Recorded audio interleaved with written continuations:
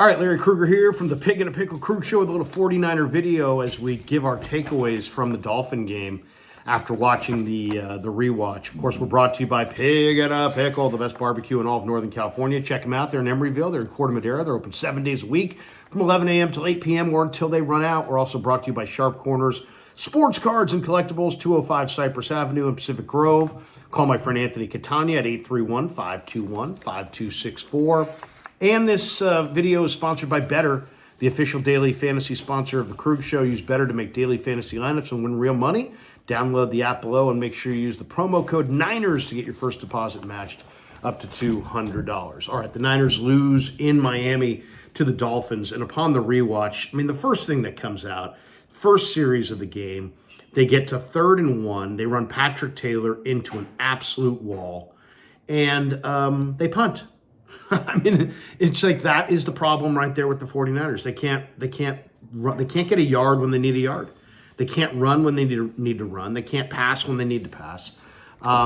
They offensively, their problems all stem from the fact that Kyle Shanahan is coaching around their deficient offensive line. They don't move anybody in short yardage. They can't run inside the 5-yard line because they're not big and powerful enough at the point with Jake Brendel, who's a street free agent, who's about 285, 290, who's 32 years old.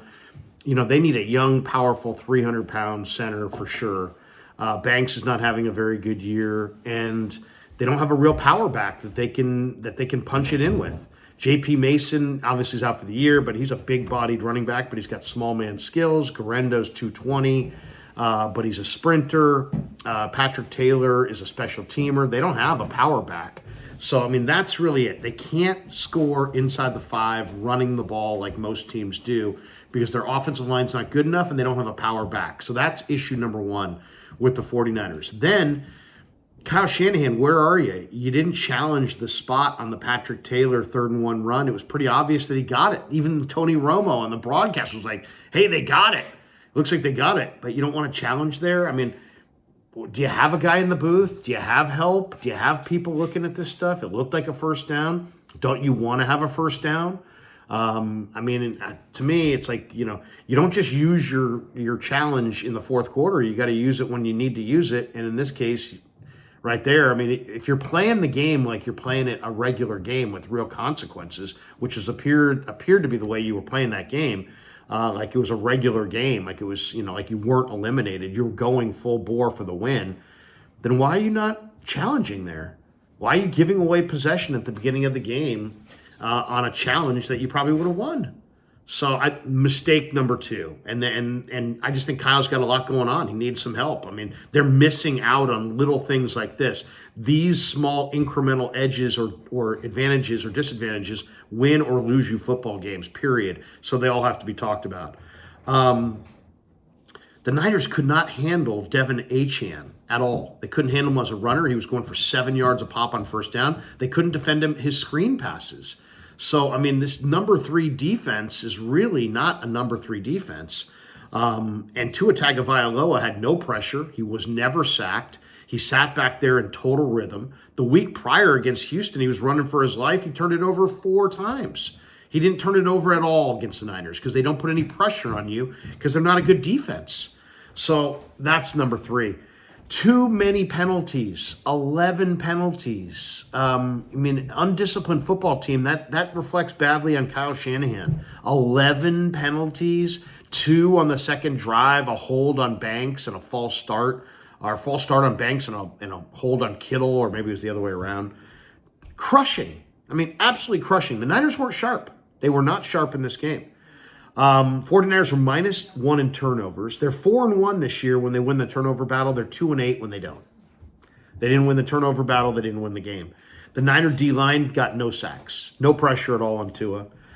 Dre Greenlaw was back, but he played 30 snaps the week before against LA. Only played 4 snaps and had to come out with the calf injury. Shut Greenlaw down. Shut him down and sign him to an extension if you really love him, and I hope they do. The Niners' offensive line gave up 3 sacks, 6 hits on the quarterback. Taylor only averaged 3 yards per carry. The O-line wasn't good enough. That has to be mentioned. Deebo Samuel was fantastic in this game. He played a great game. I think he was probably auditioning for Mike McDaniel if the 49ers cut him. And he really brought it because he wanted to show McDaniel what he's got.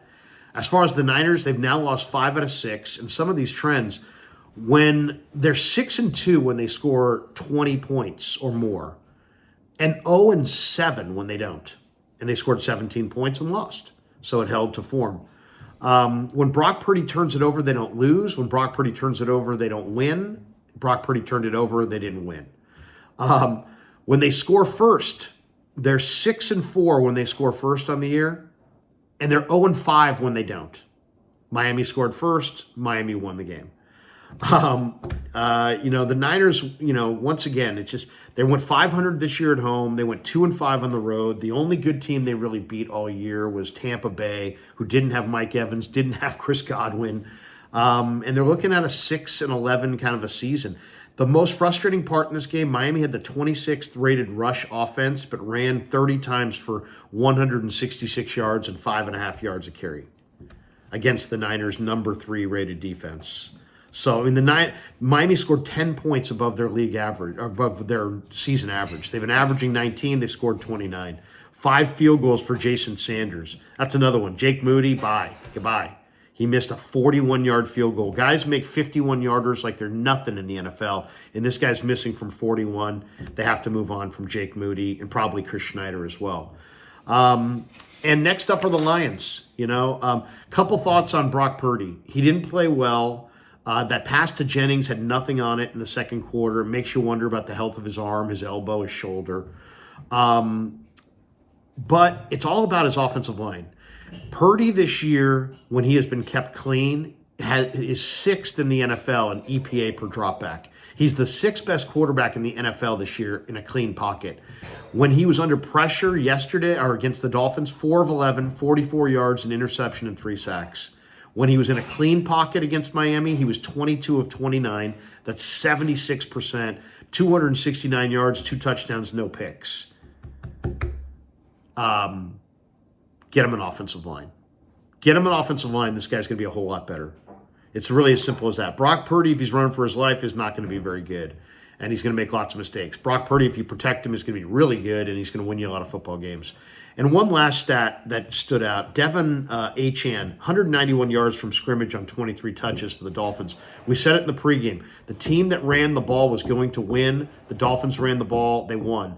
But 89 yards after contact for Achane just really speaks to Nick Sorensen's defense's poor tackling. 89 yards after contact. I mean, the tackling was totally shoddy again, So that to me was the story. As far as PFF, they said D. Winters had the best grade. I thought he looked pretty good. Nick Bosa had the 2nd best grade. Jair Brown had the 3rd best grade. Malik Collins, who had their only sack, had the 4th best grade. And Renardo Green had the 5th best grade. The bad grades went to Evan Anderson, Malik Mustafa, Jordan Elliott, and Demetrius Flanagan fouls. Overall, the 49ers just didn't do enough to win that game. And Tyreek Hill bailed him out. He dropped a couple key balls, including a touchdown. They still wind up losing. Purdy's value, the one play I didn't like in this game was that 2nd and 10 play in the second quarter where Purdy was flushed out of the pocket, then ran to the sideline, flipped his hips, and instead of just running out of bounds for a 3-yard gain, floats the ball middle of the field to Deebo Samuel into a crowd, overthrew him. It was tipped, could have been intercepted twice. Poor decision-making by Brock. Brock's value proposition as a player is tied to his good decision-making. If he doesn't make good decisions, he's not a good player. And we need to see better decisions from Brock for sure going forward. That does it for the video. Happy holidays to all you guys. Thanks to Pig and a Pickle for being the title sponsor of The Krug Show. Thanks to Better for sponsoring this video. And thanks to all of you guys for all the years supporting The Krug Show on YouTube.